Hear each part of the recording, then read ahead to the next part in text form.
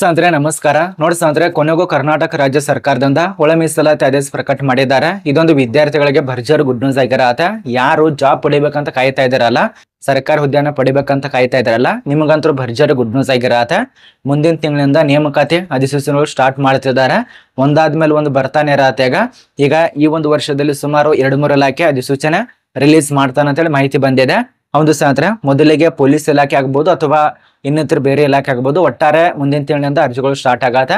ಇದೊಂದು ಖುಷಿಯ ವಿಚಾರ. ಎಲ್ಲ ಒಂದು ವಿದ್ಯಾರ್ಥಿಗೆ ಒಂದು ಮಾತು ಹೇಳಬೇಕು, ಏನಂದ್ರೆ ಹಿಂದ್ಗಡೆ ಇಗ್ನೋರ್ ಮಾಡಿದರೆ ಓದೋದಕ್ಕೆ ದಯವಿಟ್ಟು ಇನ್ನು ಸ್ಟಡಿ ಸ್ಟಾರ್ಟ್ ಮಾಡಿ.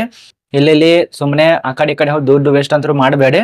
ನೀವು ಆದಷ್ಟು ಒಂದು ಸ್ಟಡಿ ರೂಮ್ ಅನ್ನ ಮಾಡ್ಕೊಳ್ಳಿ. ನಿಮ್ದೇ ಆಗಿರುವಂತ ರೂಮು, ಶಾಂತವಾಗಿರುವಂತ ಪ್ರಶಾಂತವಾಗಿರುವಂತ ರೂಮನ್ನ ಸ್ಟಡಿ ಮಾಡಿ. ಅಲ್ಲಿ ಯಾರ್ದು ಸೌಂಡ್ ಇರಬಾರ್ದು. ಮೊಬೈಲ್ ಕೂಡ ಬಿಟ್ಟು ಬಿಡಿ. ಇನ್ಮೇಲೆ ಚಾಲು ಮಾಡಿ ನಿಮ್ಮ ಒಂದು ಸ್ಟಡಿಯನ್ನ. ಇಲ್ಲಿ ತನಕ ಬಿಟ್ಟಿದ್ರೆ ಏನಾಗಿದೆ, ಇನ್ಮೇಲೆ ನಿಮ್ಮ ಒಂದು ಸ್ಟಡಿ ಪ್ರಾರಂಭ ಮಾಡಿ. ಅರ್ಥ ಆಗ್ತಿದೆ ಅಂತ ಅನ್ಕೋತೀವಿ. ಯಾರ್ಯಾರು ಕನಸಿದ್ದಲ್ಲ, ಕನಸನ್ನ ಹಿಡ್ಕೊಂಡು ಕುಂತಿದ್ರಲ್ಲ, ನಾನು ಕೂಡ ಸರ್ಕಾರಿ ಜಾಬ್ ತಗೋಬೇಕು, ಪೊಲೀಸ್ ಆಗಬೇಕು, ಅರಣ್ಯ ಫಾರೆಸ್ಟ್ ಆಗಬೇಕು, ವಿದ್ಯುತ್ ಇಲಾಖೆಯಲ್ಲಿ ಕೆಲಸ ಮಾಡಬೇಕು, ಇನ್ನಿತರ ಯಾವ್ಯಾವ ಕನಸಿರತ್ತೆ, ದಯವಿಟ್ಟು ನಿಮ್ಮ ಒಂದು ಸ್ಟಡಿಯನ್ನ ಪ್ರಾರಂಭ ಮಾಡಿ. ಇನ್ಮೇಲೆ ಅಧಿಸೂಚನೆ ಬರತ್ತೆ, ಮತ್ತೆ ಓದಿಲ್ಲ ಹಂಗೆಲ್ಲ ಅಂತ ಅನ್ನಕ್ ಹೋಗ್ಬೇಡ, ಸ್ಟಾರ್ಟ್ ಮಾಡಿ ಅಷ್ಟೇ ಹೇಳೋದು. ನೋಡಿ ಸ್ನೇಹಿತರೆ, ಒಂದೊಂದಾಗಿ ತಿಳಿಸ್ಕೊಡ್ತಾನೆ. ಯಾವೊಂದು ವರ್ಗದ ಎಷ್ಟು ಪರ್ಸೆಂಟೇಜು ಮೀಸಲಾತಿ ಇರತ್ತೆ, ಅದನಂತರ ಇನ್ಮೇಲೆ ಯಾವ್ಯಾವ ಪೋಸ್ಟ್ ಬರತ್ತೆ ಅದನ್ನ ತಿಳಿಸ್ಕೊಡ್ತಾನೆ. ಒಟ್ಟಿಗೆ ಕರ್ನಾಟಕ ರಾಜ್ಯದಲ್ಲಿ ಯಾವ್ಯಾವ ಒಂದು ವೃಂದದಲ್ಲಿ ಎಷ್ಟೆಷ್ಟು ಇರತ್ತೆ, ಪ್ರತಿಯೊಂದು ಮಾಹಿತಿ ಇರತ್ತೆ. ಕೊನೆತನಕ ನೋಡಿ, ಸುಮಾರು 2-3 ನಿಮಿಷದಲ್ಲಿ ತಿಳಿಸ್ಕೊಡೋದಕ್ಕೆ ಪ್ರಯತ್ನ ಮಾಡ್ತಾನೆ. ನೋಡಿ, ಈಗಾಗಲೇ ಕರ್ನಾಟಕ ರಾಜ್ಯ ಸರ್ಕಾರದಿಂದ ಈ ಒಂದು ಒಳ ಮೀಸಲಾತಿ ಆದೇಶ ಕೂಡ ಪ್ರಕಟ ಮಾಡಿದ್ದಾರೆ. ಅಫಿಷಿಯಲ್ ಆಗಿರುವಂತ ಈ ಒಂದು ವಿಜಯವಾಣಿ ಇಲ್ಲಿ ಬಂದಿರುವಂತ ಮಾಹಿತಿ ಆಗಿರತ್ತೆ. ನಿಮ್ಗೆ ಯಾವುದೇ ರೀತಿಯ ಗೊಳಫರ ಅಂತ ತಿಳಿಸ್ಕೊಡ್ತಾ ಇಲ್ಲ. ಇದು ಟಿವಿ ಗತೆ ಇರೋದಿಲ್ಲ, ಅಂದ್ರೆ ನ್ಯೂಸ್ ಚಾನಲ್ ಗತೆ. ಇದು ಕರೆಕ್ಟ್ ಆಗಿರುವಂತ ಪೇಪರ್ ಬರತ್ತೆ. ಅದೇ ಒಂದು ಕಾರಣಕ್ಕೆ ನಿಮಗೆ ಇದನ್ನ ಇಟ್ಕೊಂಡು ನಿಮ್ಗೆ ತಿಳಿಸ್ಕೊಡ್ತಾ ಇದ್ದೇನೆ. ಈಗ ಮೀಸಲಾತಿ ಆದೇಶ ಕೂಡ ಪ್ರಕಟ ಮಾಡಿದ್ದಾರೆ. ಯಾರ್ಯಾರಿಗೆ ಎಷ್ಟೆಷ್ಟಿದೆ ಅಂತೇಳಿ ನೇಮಕಾತಿ ಕೊಟ್ಟಿದ್ದಾರೆ. ನೋಡಿ ಒಂದೊಂದಾಗಿ ನೋಡಿ. ಇಲ್ಲಿ ಮೊದಲನೇದಾಗಿ ಪ್ರವರ್ಗ 1 ಬಲಗೈ ಅಂತೇಳಿ ಘೋಷಣೆ ಕೊಟ್ಟಿದ್ದಾರೆ. ಛಲವಾದಿ, ಅದನಂತರ ಆದಿ ಕರ್ನಾಟಕ ಸೇರೆ ಮೀಸಲು ಶೇಕಡಾ 6% ಇದನ್ನ ಕೊಟ್ಟಿದ್ದಾರೆ. ಅದನಂತರ ಪ್ರವರ್ಗ 2 ಎಳಗೈ ಅಂತ ಘೋಷಣೆ ಮಾಡಿದ್ದಾರೆ. ಮಾದಿಗ, ಅದನಂತರ ಸಂಬಂಧಿತ ಉಪಜಾತಿಗಳು ಮೀಸಲು ಶೇಕಡಾ 6%. ಅದನಂತರ ಪ್ರವರ್ಗ 3 ಭೂವಿ, ಅದನಂತರ ಲಂಬಾಣಿ ಇತರೆ ಸಮುದಾಯಗಳಿಗೆ ಮೀಸಲು ಶೇಕಡಾ 5. ಅದನಂತರ ಇನ್ನಿತರ ಬರ್ತಾರೆ. ಯಾರ್ಯಾರಿಗೆ ಅಷ್ಟಿದೆ 2A 2B ಈ ರೀತಿಯಾಗೆಲ್ಲ ಕೊಟ್ಟಿರ್ತಾರಲ್ಲ ಅವ್ರಿಗೆ ನೋಡಿ. ಮೊದಲನೇದಾಗಿ ಪ್ರವರ್ಗ ಎದವರಿಗೆ ತಿಳಿಸ್ಕೊಟ್ಟಿರುವಂತೆ ಪ್ರವರ್ಗ ಎದವರಿಗೆ ಈಗ ಬಂದಿರುವಂತ ಮಾಹಿತಿ ಪ್ರಕಾರ 2% ಇರತ್ತೆ. ಒಂದು 4.97%. ಅದನಂತರ 1% ಇದು ಮೊದಲನೇದಾಗಿರತ್ತೆ. ಅದನಂತರ ಪ್ರವರ್ಗ ಬಿ ಅಂತ ಹೇಳಿ ಇದಕ್ಕೆ 34.96% ಆಗಿರತ್ತೆ. ಅದನಂತರ ಕೊನೆಯಲ್ಲಿ ಈ ಒಂದು ಪರ್ಸೆಂಟೇಜ್ 6% ಕೊಟ್ಟಿದ್ದಾರೆ. ಪ್ರವರ್ಗ ಸಿ ದವರಿಗೆ ಸಂಬಂಧಪಟ್ಟಂತೆ 28%. ಅದನಂತರ ಇನ್ನೊಂದು ಇರತ್ತಲ್ಲ 5%. ಇನ್ನು ಪ್ರವರ್ಗ ಡಿ ದವರಿಗೆ 26.97%, ಕೊನೆಯಲ್ಲಿ 4%. ಅದನಂತರ ಪ್ರವರ್ಗ ಇ ದವರಿಗೆ 4.52%, ಕೊನೆಯಲ್ಲಿ 1% ಮಾತ್ರ. ಅದನಂತರ ಪ್ರವರ್ಗ ಇ ದವರಿಗೆ ಸಂಬಂಧಪಟ್ಟಂತೆ 4.52%, ಟೋಟಲ್ ಆಗಿ 100% ಇದಾಯ್ತು. ಇನ್ನು ಕೊನೆಯಲ್ಲಿ 11% ಇದ್ದದ್ದು ಅದು ಈ ರೀತಿಯಾಗಿ ವಿವರಿಸಿ ಕೊಟ್ಟಿದ್ದಾರೆ. ನಾನು 11% ಇದ್ದದ್ದು ಕೊನೆಯಲ್ಲಿ ತಿಳಿಸ್ಕೊಟ್ಟೆ, 100% ಇದ್ದದ್ದು ಈ ಮಧ್ಯದಲ್ಲಿ ತಿಳಿಸ್ಕೊಟ್ಟೆ. ಈ ರೀತಿಯಾಗಿ ಕೊಟ್ಟಿದ್ದಾರೆ. ಇದು ನಿಮ್ಗೆ ಅರ್ಥ ಆಗಿದೆ ಅಂತ ಅನ್ಕೋತೇವೆ. ಅದರಲ್ಲಿ ಕೆಲವೊಂದು 2 ಜಾತಿ ತೆಗೆದು ಬಿಟ್ಟಿದ್ದಾರೆ. ಎಡಗೈ ಬೆಳಗೈ ಈ ರೀತಿಯಾಗಿ ಮಾಡಿದಾರಲ್ಲ, ಇದರಲ್ಲಿ 2 ಜಾತಿ ತೆಗೆದು ಬಿಟ್ಟಿದ್ದಾರೆ. ಈಗ ನಿಮ್ಗೆ ಗೊತ್ತಿರುವಂತೆ ಇನ್ನೊಂದು ಹೇಳಬೇಕು, ಇನ್ನು ಎಲ್ಲೆಲ್ಲಿ ಎಷ್ಟು ಪೋಸ್ಟ್ ಖಾಲಿ ಇದಾವೆ.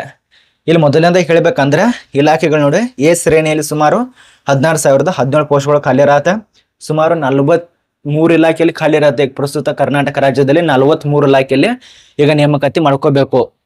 ಸುಮಾರು 5-6 ವರ್ಷ ಆಯ್ತು ನೇಮಕಾತಿನ ಮಾಡ್ಕೊಂಡಿಲ್ಲ.